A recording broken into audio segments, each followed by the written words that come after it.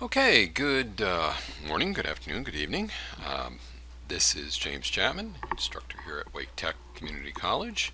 We are recording this, or I am recording this, for Court Procedure and Evidence in the spring of 2023. And this is Chapter 10 of Joel Samara's Criminal Procedure, 10th edition. That's published by Cengage Learning. Now, we've done chapters 1 through 9. You don't absolutely need to have them, but we've covered them. And today we're going to be turning to constitutional remedies for violations. First one, the exclusionary rule. And quickly, before we begin our examination of the background of the exclusionary rule, let me give you a quick definition of the exclusionary rule. The exclusionary rule, very quickly in one sentence, says this: if you have an illegal search or interrogation or identification and you get evidence from that, it's inadmissible. So illegal searches producing evidence, the evidence is not admissible. Now that's shorthand, but in fact it's more complex than that. And we're going to see that complexity because, like good lawyers, if we can't make something more complex, I mean, we're just not doing our job. So let's talk about the exclusionary rule, and let's talk about its history. Now, the exclusionary rule, the U.S. legal system has decided that evidence which is illegally gathered will not be admitted.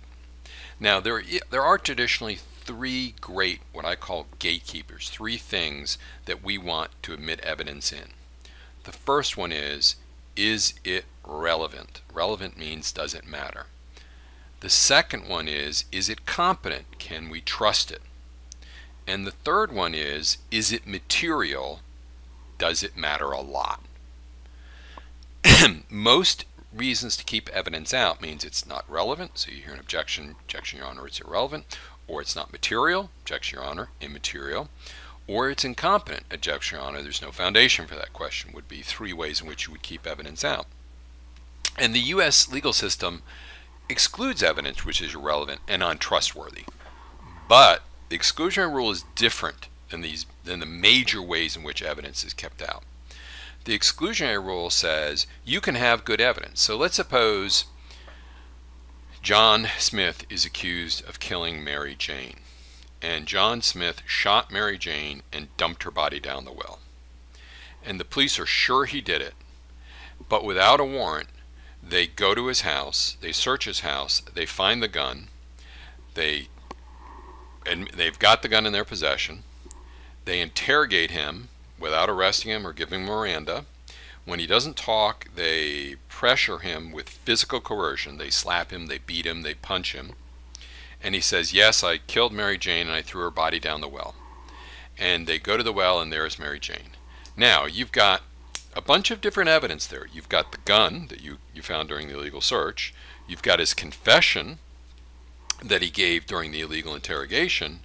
And you've got the body that you found as a result of the illegal confession. So this is all good evidence: the gun, the body, the confession. Should it be admissible? The exclusionary rule says no. So good evidence obtained by bad law enforcement is not admissible. And this has stuck in the craw, it's an old term, but it's an objection of lots of people, including very famous judges. One of the most famous judges of the 20th century was Judge Cardozo, and he put it this way. He said in a very famous case, came down in 1926, famous for lawyers, I suppose, the culprit goes free because the constable has blundered. And that strikes people as wrong. Now, it's usually updated. The criminal goes free because the policeman made a mistake. And really, what we're looking at to trigger the exclusionary rule has to be a constitutional violation. It just can't be a technical or a small one, and that, interestingly enough, becomes a way in which this is modified. But let's look at the constitutional bases for the exclusionary rule. So the exclusionary rule really falls under four of basic constitutional principles. A Fourth Amendment, remember I said the police went in the house and they, without a warrant, and searched. Okay, so the Fourth Amendment bans unreasonable searches and seizures. That's the gun. The Fifth Amendment bans coerced statements. That's the coerced confession. The Sixth Amendment, I didn't include an example, but it's self-explanatory.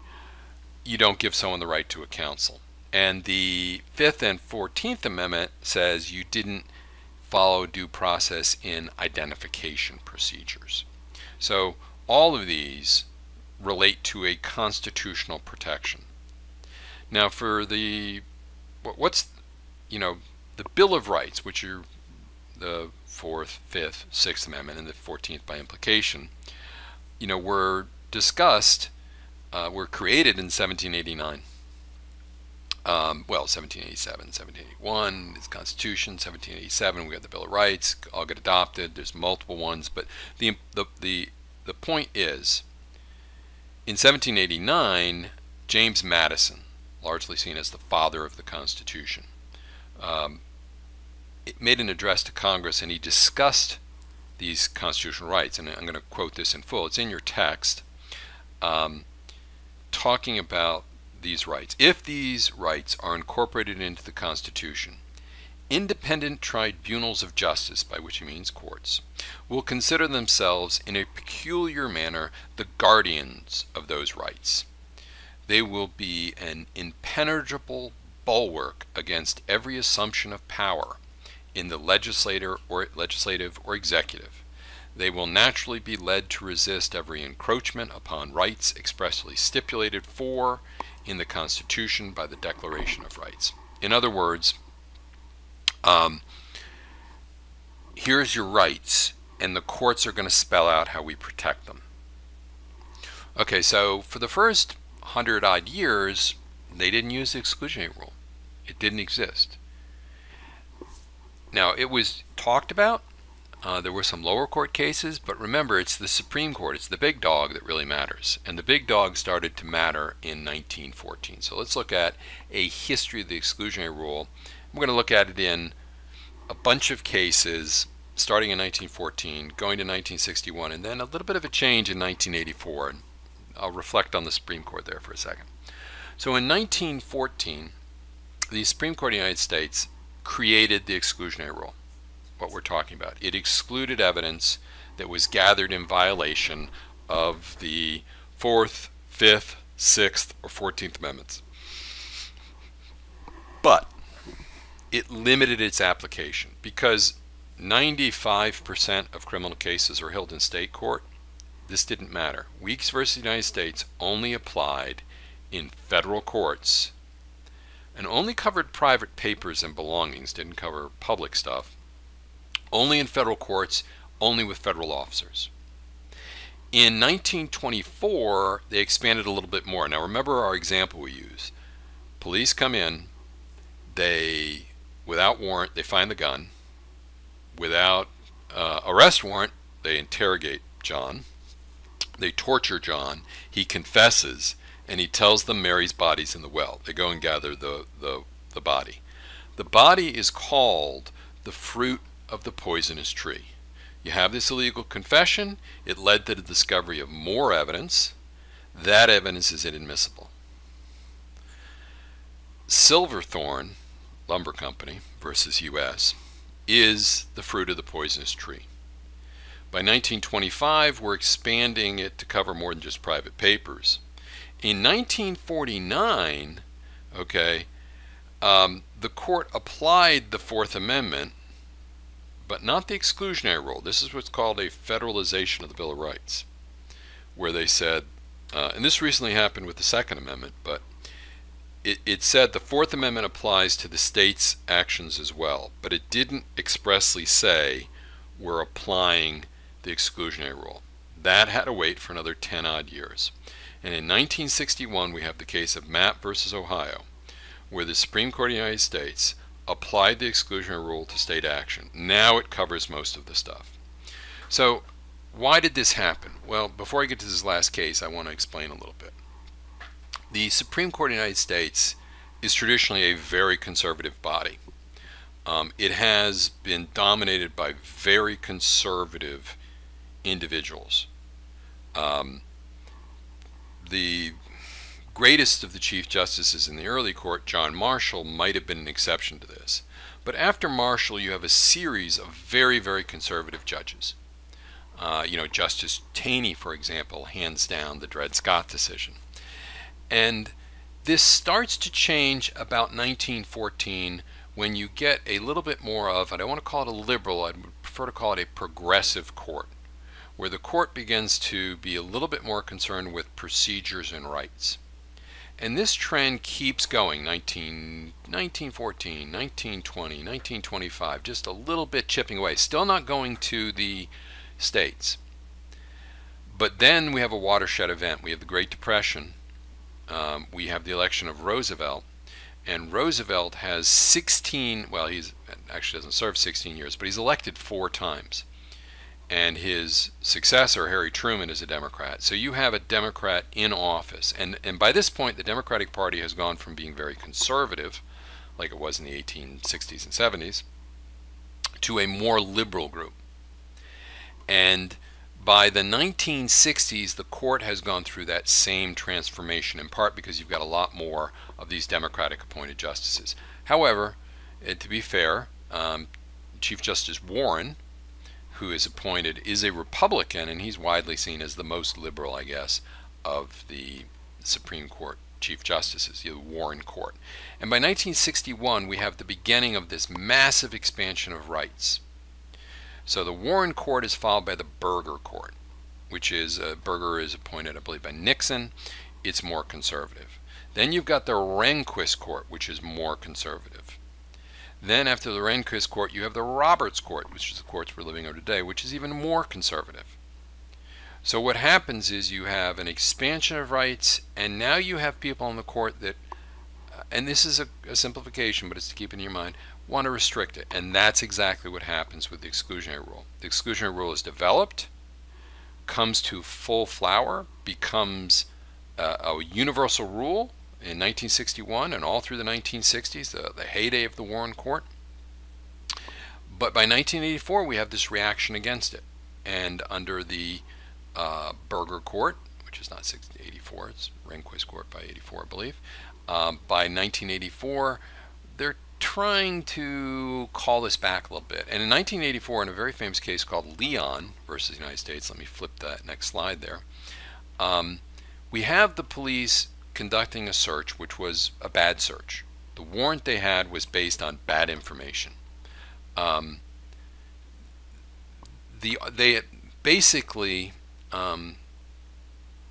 Supreme Court of the United States said, well, yes, it was bad information, but, and that's always kind of a shock.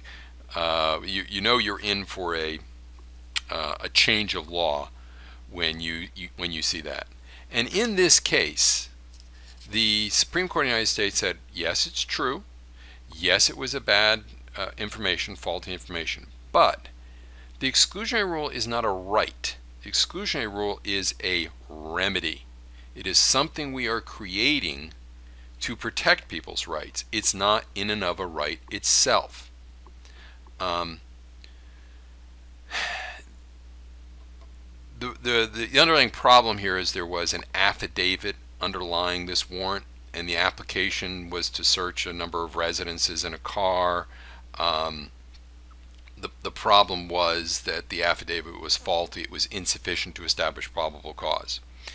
But the police executing the warrant believed it was okay. The Supreme Court said, the majority, well, if the police believed it was okay, then we're going to admit it. And the dissenting opinion said, this is really dangerous. This is saying that this is an invasion of privacy, and you are favoring deterrent of crime over liberty. So what are these justifications? What's the minority in that case? Although I would say for most of it, the majority. Why are we having the exclusionary rule? Well, remember, the exclusionary rule is based on the Constitution. The 4th, 5th, 6th, 14th. So 4th, the search. 5th is going to be the right against self-incrimination. 6th is going to be your right to counsel. The 14th is going to be due process in conjunction with part of the 5th. And if you say you have this right, But if you've got no way to enforce this right against unreasonable searches, then you really don't have it. Also, the second reason is the court shouldn't participate in unconstitutional behavior by approving it, by admitting it. And I think practically the last one is the one that is most telling. It prevents unconstitutional conduct. If you tell anybody, whether it's a police officer conducting an illegal search, whether it's someone conducting a coerced interrogation or a bad lineup, that no matter what they do, it's still admissible, why would they follow the law? People will generally take the shortest route to accomplish their goal. And if you tell a police officer you don't have to have a warrant to conduct a search, you don't have to have a warrant to arrest because the evidence is still admissible, why would they go get one? So if you exclude it, you create a deterrent against those things. However, to be fair, on the other side, there is a social cost. Guilty people will escape, and you will keep good evidence out of a court of law. Now, because of this, courts are hesitant to apply the exclusionary rule. You don't see it all the time. So let's look at 7 exceptions to the exclusionary rule. Collateral use, which we're going to talk about in a little bit more. Cross-examination, which we'll mention. Attenuation of the taint of unconstitutional conduct. Boy, that's a bunch of lawyer words strung together. Independent sources, inevitable discovery, good faith, knock and announce. So let's look at some of them. First of all, let's look at collateral use.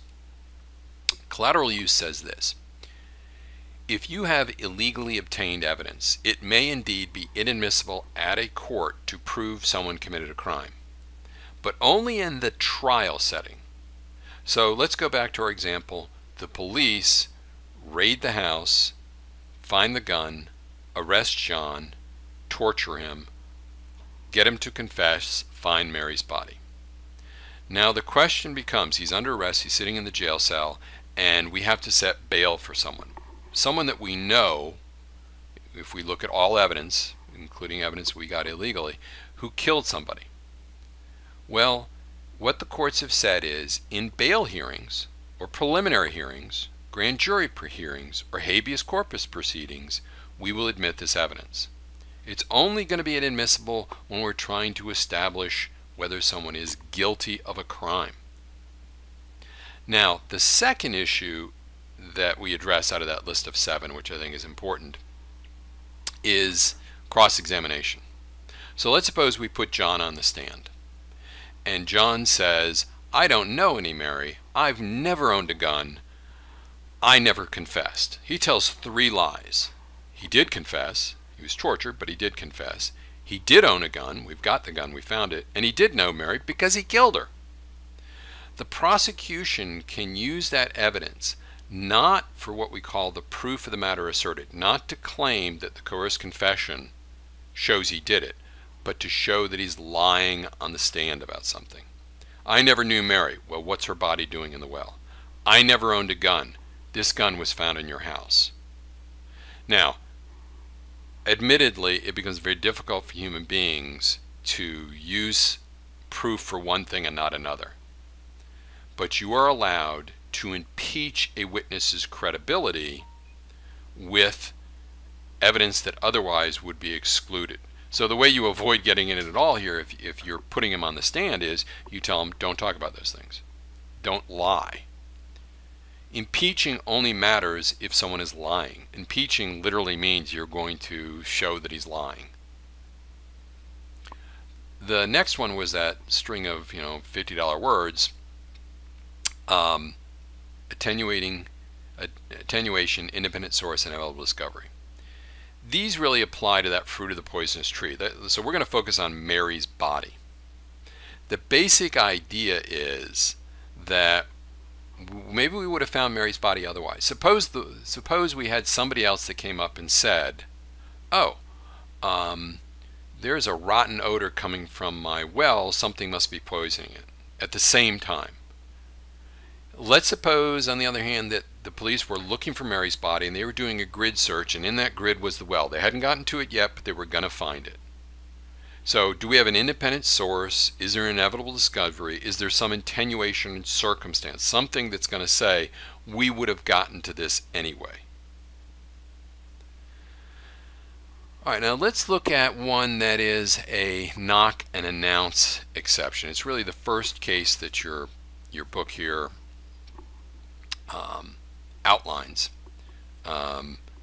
We'll get to Fruit of the Poisonous Tree and a few others, but it's one of the ones that it outlines. I'm not exactly sure.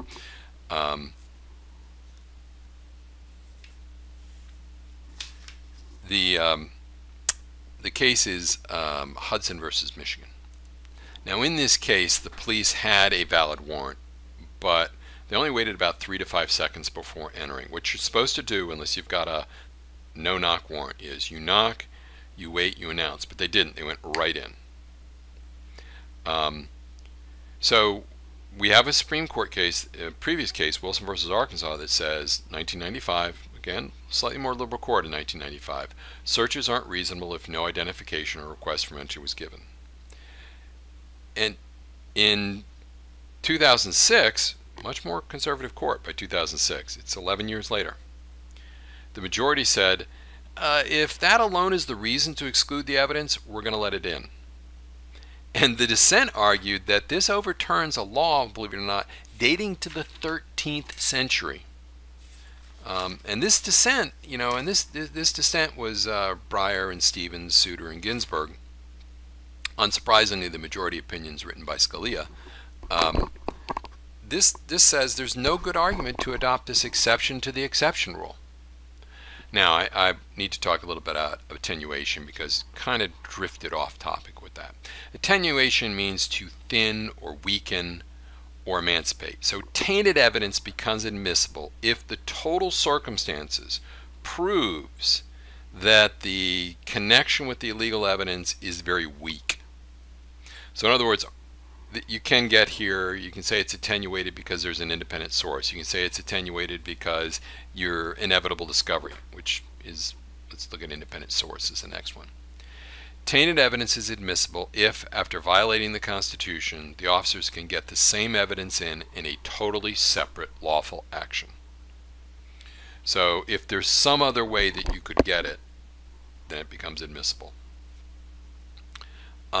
Inevitable discovery is a big one, and I gave the example there of the map grid. So tainted evidence becomes admissible if the police are breaking the law, but they produce evidence that we would have found it anyway. You can create exceptions to this. The example I gave for inevitable discovery was the police are conducting a search. They find it. They would have found the well with the body in it. They hadn't gotten there yet, but they were getting there because on the map. That's inevitable discovery. Reasonable and good faith exception. Now this is the U.S. versus Leon. This is a big case. It's hard to it's really hard to say how much further the court's willing to go, but this is as far as they went initially. This allows the government to use evidence when they've got an unlawful search if the officers honestly and reasonably believe they were lawful. Now this is in contradiction to the general rule of ignorance of the law is no excuse. If you get pulled over because you were speeding and you say, well, I didn't know what the speed limit was, and you honestly didn't know, or you said, well, I reasonably believed it was 35. You get on the highway, there's no speed sign right away. You think, well, it's a highway, it's 70, but you don't know, but behind you is a sign that says it's 35. It's still admissible. You can still be arrested. The law was created to prevent misconduct. The rule has no deterrent effect if the officers believe they were doing everything legitimately. So if it's a remedy, the court's saying, we're going to let it in. So the next one to look at is 2009's even later case. And this chapter, by the way, is not as long as some of the others, so I won't keep you as long on this one. Here's the problem. You have a guy, they always have very colorful names. This guy is Benny Dean Herring. He was charged with being a convicted felon owning a firearm in his possession, as well as methamphetamines. So police were told there's an old felony warrant out for him to appear. There isn't. Okay, there was a clerical error. The problem is that a long time ago, for different reasons, there was a warrant. It should have been taken out of the system, but it was still in the system. A clerical error only. Nonetheless, police officers are relying upon this, and you can see how we're kind of tracing a line to the Herring case. You see how the court can chip away. The majority said that upheld the search. Any violation of the Fourth Amendment search must be intentional. If it is negligent, the exclusionary rule doesn't apply. And again, the dissent here in the Herring case, the majority opinion was written by Roberts, joined by Scalia, Kennedy, Thomas, Alito. The dissent here is written by Ruth Bader Ginsburg. It's a pretty good dissent if you read it. Stevens, Souter, and Breyer joins it. But again, it's a 5-4 by this point. And it's fair to ask, okay, where are we after this? You know, is after the Herring rule, there's a lot of people that are pretty worried that the exclusionary rule really want to get rid of it. Because there's at least, on the record at least, there's at least 4 justices, Chief Justice Roberts being one of them, but also Scalia, who's gone, but he's been replaced after your book wrote this, Thomas and Alito, all of which want to abolish it. So the Hudson versus Michigan opinion, which another important one, essentially is an argument to get rid of the exclusionary rule. And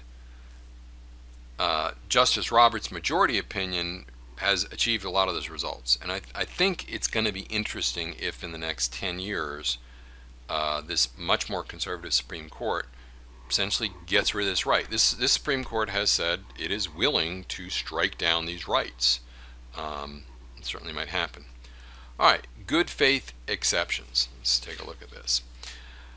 The Fourth Amendment exclusionary rule should not be applied as a bar in the prosecution's case in chief of evidence obtained by officers acting in reasonable reliance on search warrants issued by detached, neutral magistrates, but ultimately found to be invalid. The standard for the admission of evidence becomes an objective one. Suppression is only appropriate where the officers have no grounds to believe that the warrant wasn't good. And the officers relying upon a magistrate to determine probable cause is good enough. This is essentially, I think at this point, and you guys are going to have a career in law enforcement, many of you that I'm teaching here are going to have a career in the law much longer than mine. Mine is coming to its close. I think it's entirely possible the Supreme Court of the United States is going to ban the exclusionary rule.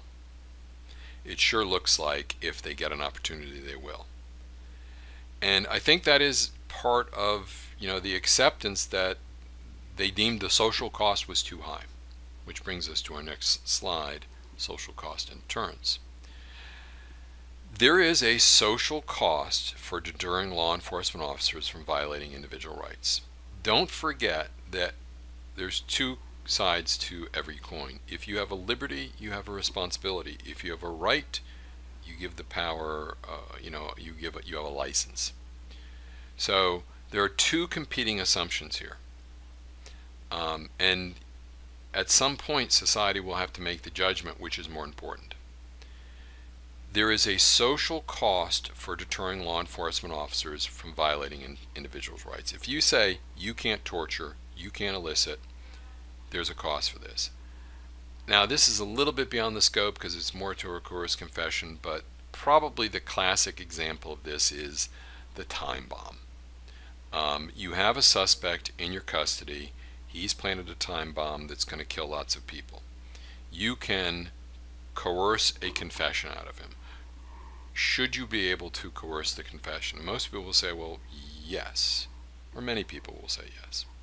You get the confession out of them, you find the time bomb. Now here becomes the question, does it become admissible? Does that coerced confession admissible? Is the time bomb admissible? There are two competing assumptions. The people that like the exclusionary rule says if you have it, you will limit illegal searches and illegal seizures. The alternative says, yeah, but the social cost is too high. Back to Judge Cardoza. Because the cop makes a mistake, a bad guy gets away, what kind of respect does that show for the law? What kind of problem does? So there are two competing interests here. And in the 1960s, or starting in 1914 through 1961 at least, the public was willing to come down on the exclusionary part of that balancing test. And by the 1980s, starting with the Leon case, that scale starts to shift. Now, like I said, I believe that in the next 5 or 10 years, all things being equal with the court, you probably will see the exclusionary rule go away or be so drastically limited that it's essentially a dead letter. But that's something for you all to decide. Okay, well, this was a shorter lecture. It's a shorter chapter. There's not as much in it, but we're going to pick up with the next chapter with constitutional violations 2. These are other remedies. These are what else can we do besides the exclusionary rule. All right, you all have a good evening. I will see you all, or you can listen to me all whenever you're ready.